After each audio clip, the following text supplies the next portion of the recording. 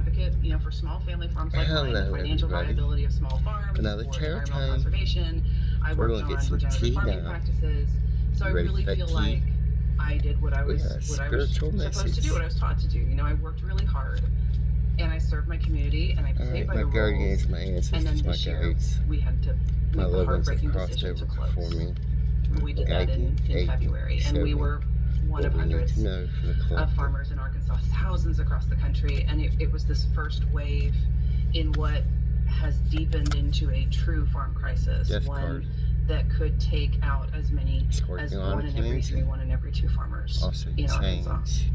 Is coming. And in experiencing that, I really felt like you don't have to be a farmer in Arkansas to know what it feels like to work hard and do everything right and still fall behind. And it is not because we have failed. It is because the system is rigged against regular people. They've tried to steal against working Arkansans and families. 3 different and times. It's been rigged by politicians like Tom Cotton. And I decided that, if I can't farm, if I can't do the thing that I was supposed to do, that I felt like I was supposed to do, I'm going to run for office. I'm going to fight for small businesses, for farms, for families like mine, and restore some common sense. Go up to DC and give people a dose of reality. Republicans have worked very hard and been very effective at claiming the banner of rural America and the vote of farmers and sort of the brand of farmers in the same way that they've done with, American Pie and the American flag and all that kind of thing. But what I think, even frankly, a lot of Democrats don't know is the difference between, from a governmental perspective, the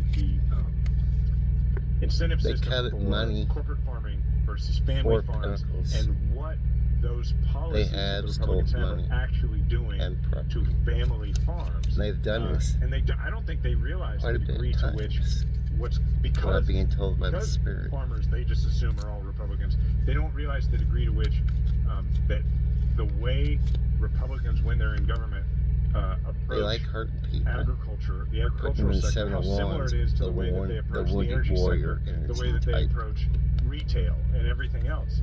So could you talk a little bit about that, about what the difference is the individuals that have done this are masculine to, progressive versus conservative policies?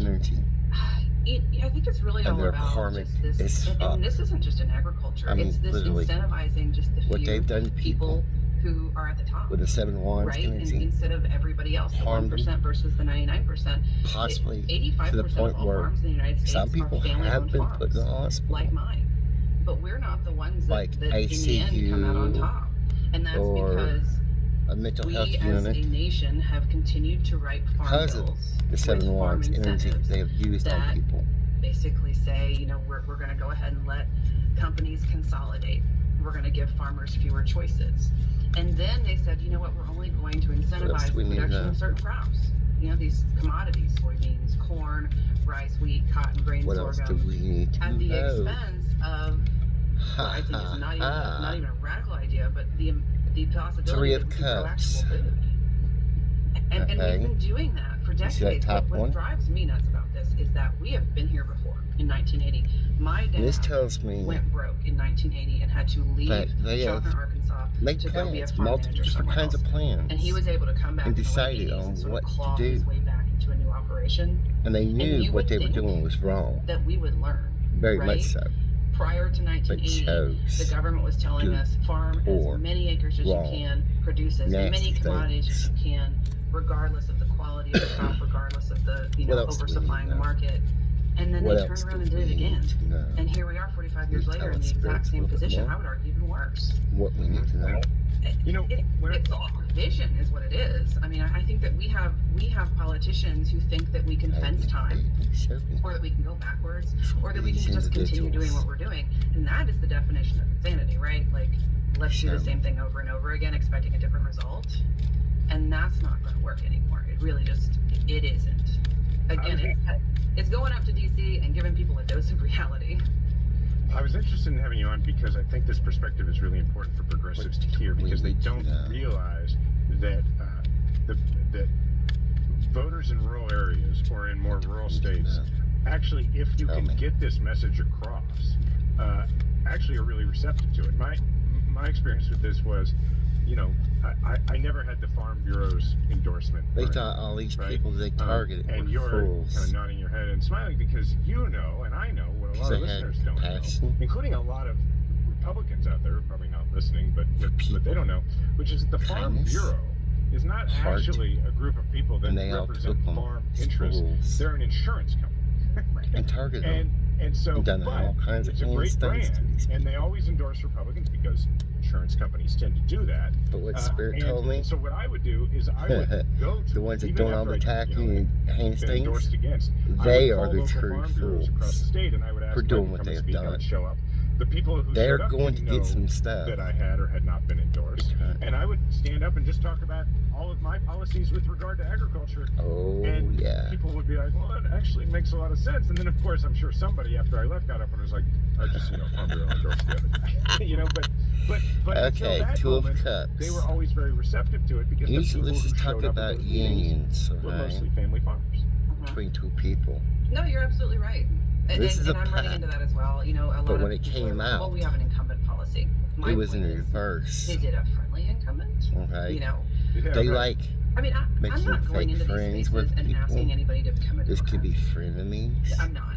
What I'm asking is, disguise. you've got this guy in D.C. who has done absolutely family nothing for members. You. He went to D.C. 15 years ago and pulled a ladder up behind him. And he will whine about anything else other than the economy, anything other than health Somebody's care, dirty anything other secrets than education. is coming out. Or would you like to have an actual rice and soybean farmer Spirit ain't in the no Senate? Would you like to have a working Arkansan who understands the struggle? It's this government inaction that we're experiencing right now, especially today. They've been fighting because of problems. Government inaction. It's hurting people who are already struggling. Drama. It's hurting people who work and pay taxes and raise their kids and do everything right. Well, I've been told by the Spirit. Everything costs too much right now, and we're not tackling that problem. Nobody can afford to buy groceries or go to the doctor or go to the pharmacy. Why aren't we talking about those issues? And I can't help but think it's because the people in D.C. don't struggle the way we do. Karmic. They don't know what it means when the government can't function.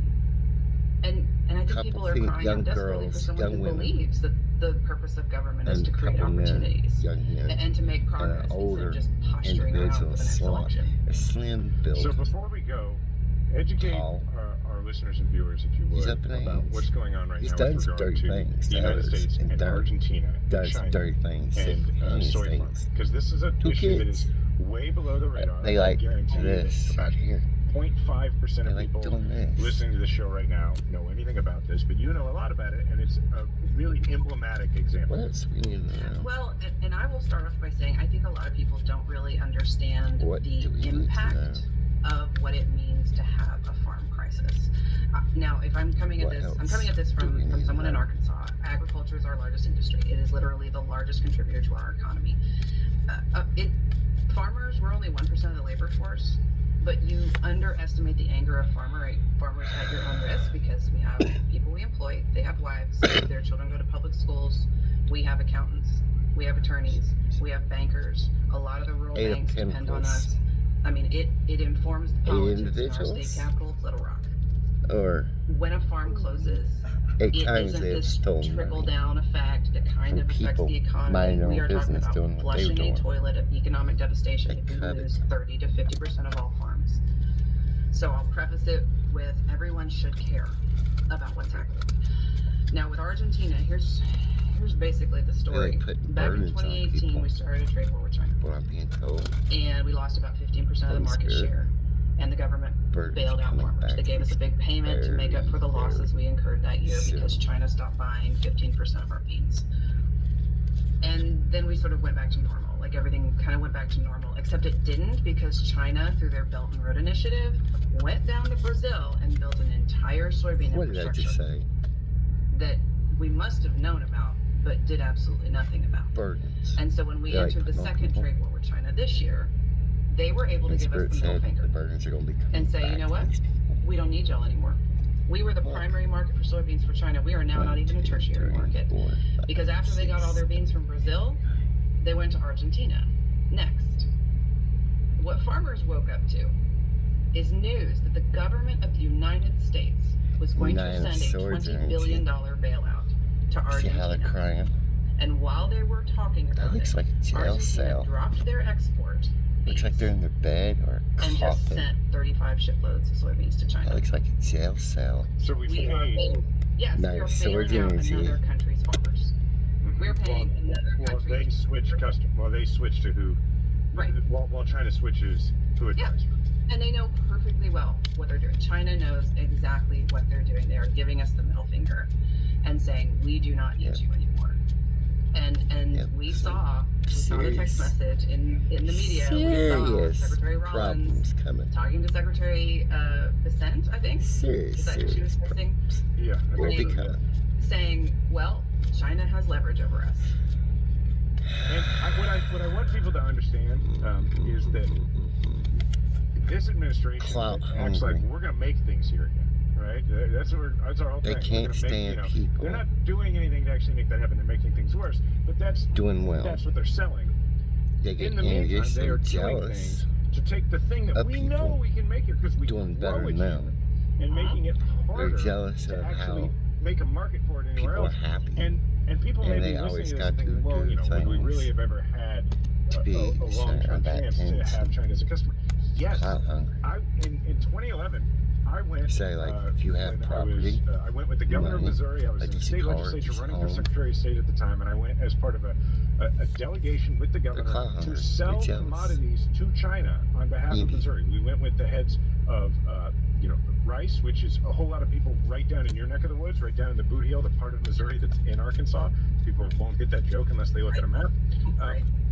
But and with soybeans and everything, corn, we took all of it, and we sold billions of dollars worth of commodities from Missouri to China. And here's the thing that people listening don't know, and why this is such a huge market that we're losing, is that this is what I learned during the trip. The reason we were able to sell rice to China is that the average size of a farm in China is a quarter acre. And when you have billions of people to feed, and your farms are on average a quarter acre large, you gotta buy it from somewhere, and that's been the United States for a long time. And your point is, Tom Cotton, the Trump administration have completely just let this walk right out the door. Right. In the name of restoring balance to global trade, which fine, you want to store, you want to make sure that America is getting the best deals. All right, we'll do that. But don't do that at the expense of a very large industry for many states. And in my opinion, Tom Cotton, any delegate from any of these rural states that depend on agriculture, they should be on the steps of the Capitol. Get ready for that tea. Making a lot of noise. Standing up for their constituents, and not just farmers, but every single constituent in rural America, rural Arkansas, who depends on agriculture as an industry. Whatever they stole and took. And will be returned now at this point, I don't think we're talking about ones. saving agriculture anymore in Arkansas. I think we're talking about rebuilding it. And we can do that. We can absolutely do that. We can take the 4 million acres of arable land, fertile land, and start growing food. This feels like the drum I beat all the time, which is that, demand. why aren't we growing higher value crops? This right here feels like why aren't we karmic small businesses in these rural areas that can target specialty crops? Why aren't we growing food that we can actually serve to Arkansas families and put on the trays of kids in Arkansas's school cafeterias? I mean, did you know that the largest restaurant in the United States is public school cafeterias? That makes sense. That is an opportunity that we as a state, as an agricultural state, are missing, and that is because our leaders have no vision. One of them. Tom Cotton has no vision. Actually I undercover would take that even further. He doesn't give a damn about us. Or undercover Besides the fact he has no vision, he doesn't give a damn. Well, in order to get somebody from Arkansas who does give a damn there, can you tell folks before we go, because we're running out of time, can you tell them where they can find you and how they can help? It's just HallieSchaffner.com. I am on every social channel you can think of at Hallie Schaffner. Obviously, we're trying to get the message out there to as many people as possible, not just inside the state. But we've done extremely well gaining momentum. We just closed out the third quarter, having raised in 2.5 months over $620,000. That's great. Most of that's inside the state, average dollar donation of $50. Arkansans are ready for change. We want the rest of the country to look at Arkansas and see as much opportunity as we know that we have. And see something other than You want to switch on the bottom? So HallieSchaffner.com, all the social channels.